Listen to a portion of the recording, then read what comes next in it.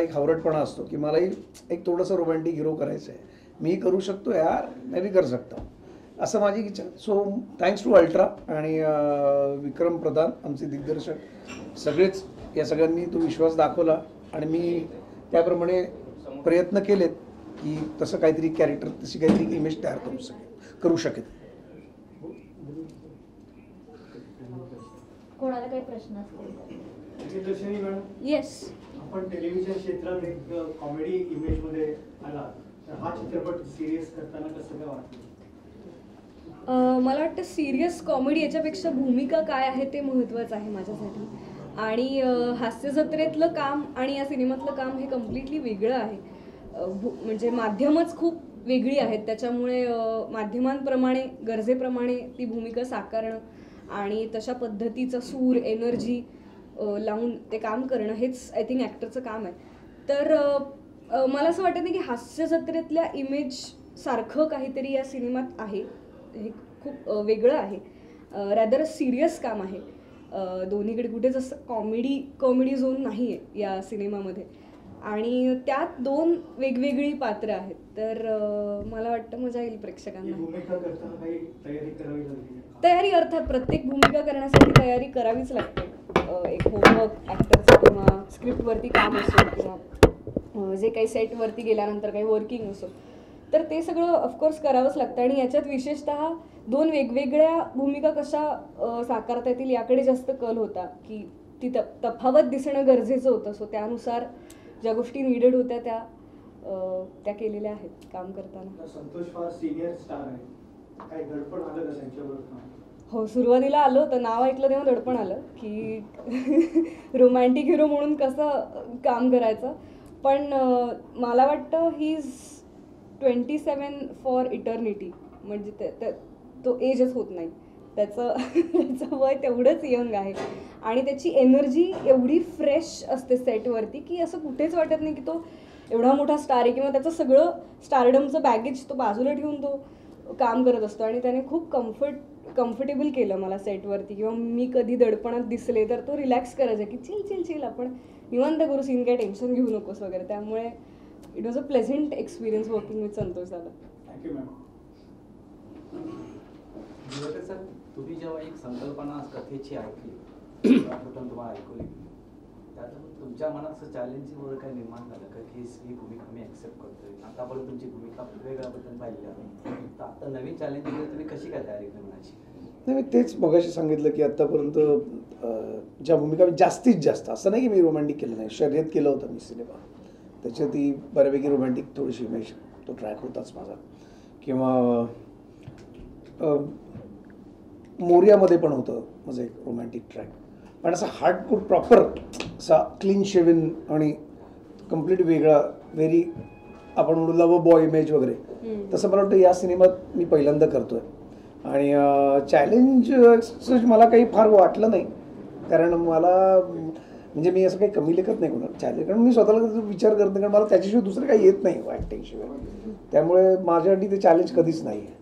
त्यामुळे मला वाटतं की मी फक्त त्याच्यावर जास्त मेहनत कशी करता येईल, काम कसं करता येईल आणि ते मला आवडलं आहे तर जर जी गोष्ट मला आवडली ती लोकांना कशी आवडेल, त्यांच्यापर्यंत मी कशी पोचवेल याचा मी जास्त प्रयत्न करत असतो.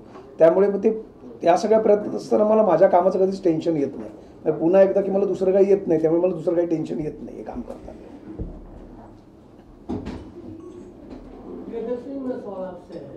जी, आप कॉमिक करते रहे हैं और ये थोड़ा फैमिली ड्रामा है, इसमें कहीं आपका थोड़ा कॉमिक या चुलबुलापन ऐसा कोई भाव मिलेगा? ये अलग अलग पैरामीटर की पिक्चर है, पूरा फैमिली ड्रामा है, लेकिन आपका जो है जो आपने किया है इसमें कहीं देखने को मिलेगा? मराठीत उत्तर देऊ ना? नाही, तेच मी म्हटलं की खूप वेगळी भूमिका असणार आहे. म्हणजे हास्य जत्रेत मी ज्या पद्धतीने दिसले त्यापेक्षा खूप वेगळी मी या सिनेमात दिसणार आहे. आणि सिरियस किंवा फॅमिली ड्रामा किंवा लव्ह स्टोरीज आहेत मुळात. आणि ट्रेलरमध्ये जो एक सस्पेन्स थ्रिलरवाला फील आहे तर साधारण तो जॉनरा आहे या फिल्मचा. त्यामुळे असं कॉमेडी असं काही फार घडणार नाही आहे सिनेमात, वेगळा फ्लेवर आहे. नाही, पण कॉमेडी, सॉरी मी बोललो चालेल ना? प्रश्न त्यांना होता म्हणून. नाही, मला वाटतं कॉमेडी किंवा विनोद हा प्रत्येकाचा किती सिरियस असला म्हणून त्याच्या माणूस आयुष्यात कॉमेडी असतेच की, आणि किती माणूस कॉमेडी असला तरी त्याच्या आयुष्यात सिरियसनेस असतोच. म्हणजे प्रत्येक कथा मग ती कुठली असो, म्हणजे अगदी रामायण महाभारतापासून आहे तिथे सुद्धा विनोद घडलेलेच आहेत. हो. जेवढा गंभीरपणा त्या रामायण महाभारतात आहे तिथे तेवढा विनोदही घडलेला आहे.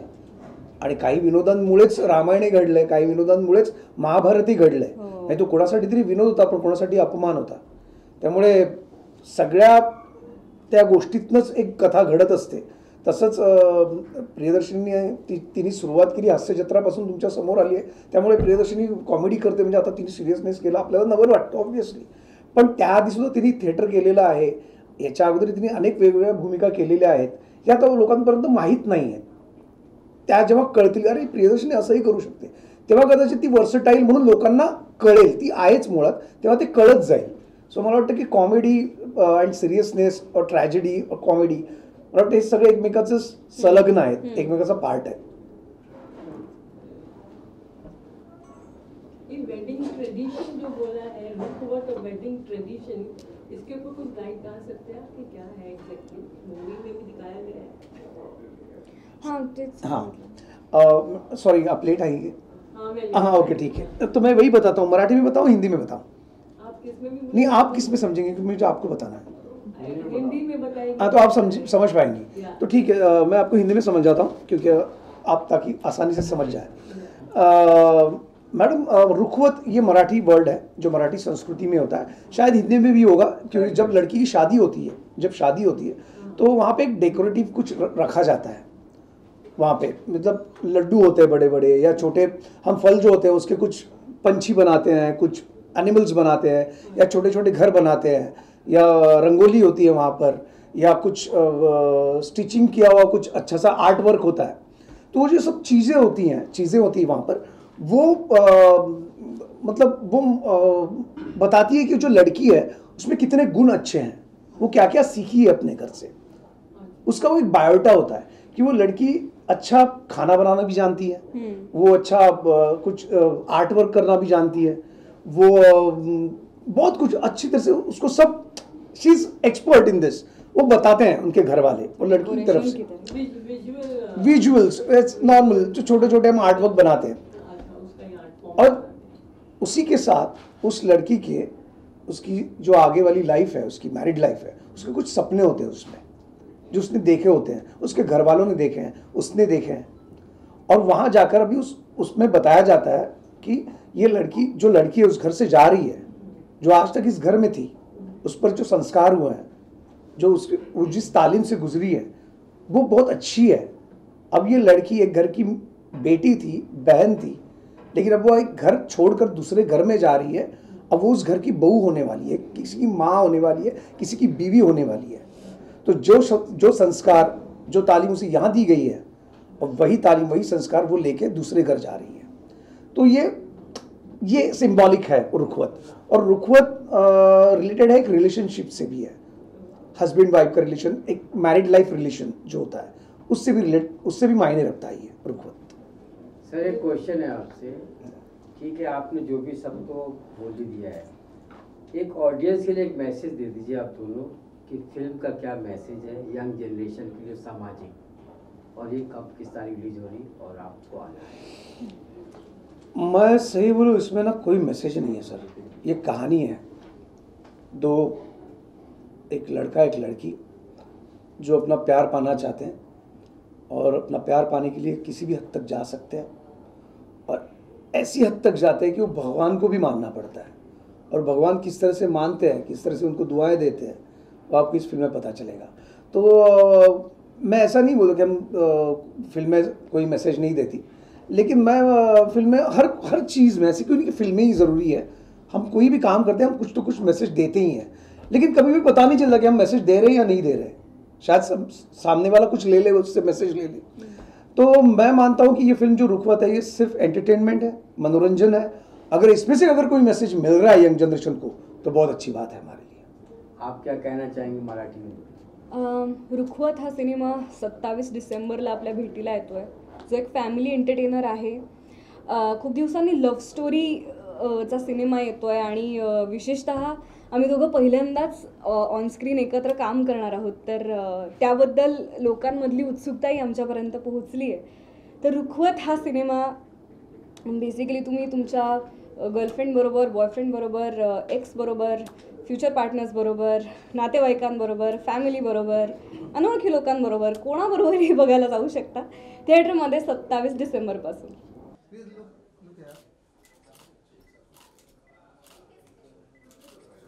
Okay, thanks. Thank you. Just one.